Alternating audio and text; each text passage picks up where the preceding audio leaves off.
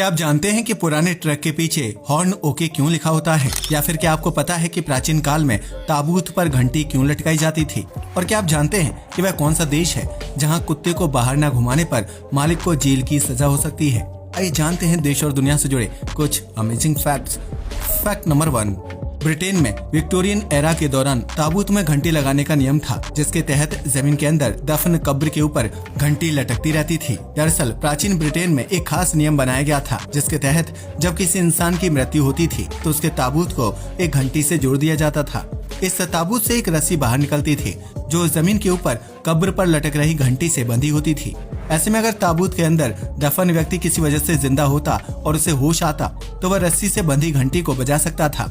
ऐसा करने से कब्रिस्तान में मौजूद लोगों को पता चल जाता था कि कब्र के अंदर दफन व्यक्ति जिंदा है और फिर उसे बाहर निकाल लिया जाता था, जिसकी वजह से ताबूत के अंदर कैद व्यक्ति की दम घुटने की वजह से मौत नहीं होती थी। प्राचीन दौर में ऐसे कई मामले सामने आते थे जिसमें व्यक्ति की सांसें कुछ देर के लिए रुक जाती थी और परिवार वाले उसे मृत समझकर ताबूत में दफन कर देते थे।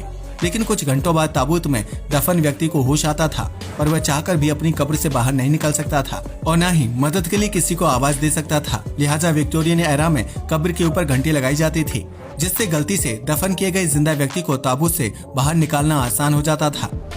फैक्ट नंबर 2, इंग्लैंड और स्कॉटलैंड जैसे देशों में 1600 के दशक में सिन ईटर की नौकरी बहुत ही प्रसिद्ध थी, जिसमें इस जॉब को करने वाले व्यक्ति को मरने वाले व्यक्ति के पाप खाने पड़ते थे। दरअसल उस दौर के लोगों का मानना था कि अगर इंसान बिना पाप लिए मरेगा तो उसकी आत्मा को स्वर्ग की प्राप्ति होगी। इसके लिए सिन ईटर को बुलाया जाता था, जो आखिरी सांसें गिर रहे व्यक्ति के सीने पर एक ब्रेड का टुकड़ा रखता था और फिर उस ब्रेड को पानी के साथ खा जाता था। यह माना जाता था कि ब्रेड मृत व्यक्ति के सारे पाप सोख लेती है और फिर उस ब्रेड को खाने वाले व्यक्ति के अंदर सारे पाप चले जाते हैं, जिसके बदले सिन ईटर को कुछ पैसे दे दिए जाते थे। हालांकि इस जॉब को करने वाले लोगों को गांव और घरों से दूर एकांत में रहने की सलाह दी जाती थी, जबकि वे आम लोगों की तरह बाजार में घूम नहीं सकते थे और न ही लोगों के जश्न व खुशी में शामिल हो सकते थे, क्योंकि लोगों का मानना था कि सिन ईटर अपने ऊपर इतने पाप ले चुका है कि उसके आसपास नकारात्मक शक्तियां रहती हैं।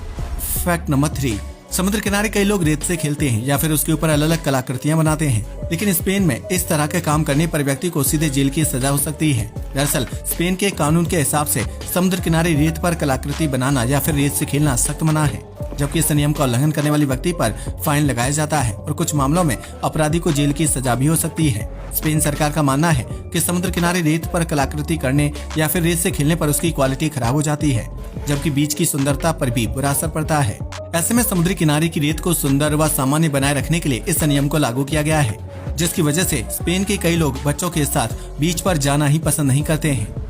फैक्ट नंबर 4, भारत समेत विभिन्न देशों में लोग पालतू जानवर के रूप में कुत्ते को पालना पसंद करते हैं, जिससे दिन में एक बार बाहर घुमाने ले जाना जरूरी होता है। लेकिन इटली के तुरीन शहर में अगर कोई इंसान घर पर पालतू कुत्ता रखता है तो उसे 24 घंटे में कम से कम 3 बार कुत्ते को बाहर घुमाने ले जाना पड़ता है। सरकार का मानना है कि लोग अपने मनोरंजन के लिए कुत्ते को घर पर पालतू बनाकर रखते हैं, जिसकी वजह से उसकी स्वतंत्रता पूरी तरह से खत्म हो जाती है। कुत्ते को बाहर घूमना और खेलना पसंद होता है और अगर कुत्ते को बाहर ना ले जाया जाए तो वह तनाव और अवसाद का शिकार हो सकता है।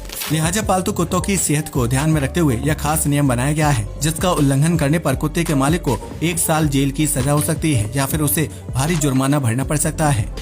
फैक्ट नंबर 5, आपने अक्सर नोटिस किया होगा कि सड़क पर चलने वाले पुराने ट्रक पर हॉर्न ओके प्लीज लिखा होता है, लेकिन क्या आप इसका मतलब जानते हैं? दरअसल पुराने ट्रकों में साइड मिरर नहीं होता था, जिसकी वजह से ड्राइवर को पीछे से आने वाली गाड़ियां या फिर ट्रक को ओवरटेक करने वाली गाड़ियों का पता नहीं चल पाता था। ऐसे में पुराने ट्रक के पीछे हॉर्न ओके लिख दिया जाता था, ताकि पीछे से आने वाली गाड़ियां साइड मांगने के लिए हॉर्न बजाएं और इससे ड्राइवर को पता चल जाता था कि पीछे से आने वाली गाड़ी ट्रक को ओवरटेक करना चाहती है। इससे सड़क दुर्घटना के चांस बेहद कम हो जाते थे। लेकिन वर्तमान समय में ट्रक में साइड मिरर होने के बावजूद भी एक परंपरा के तौर पर हॉर्न ओके प्लीज लिखा जाता है। आज के लिए बस इतना ही। वीडियो पसंद आया हो तो इसे लाइक और शेयर करें। धन्यवाद।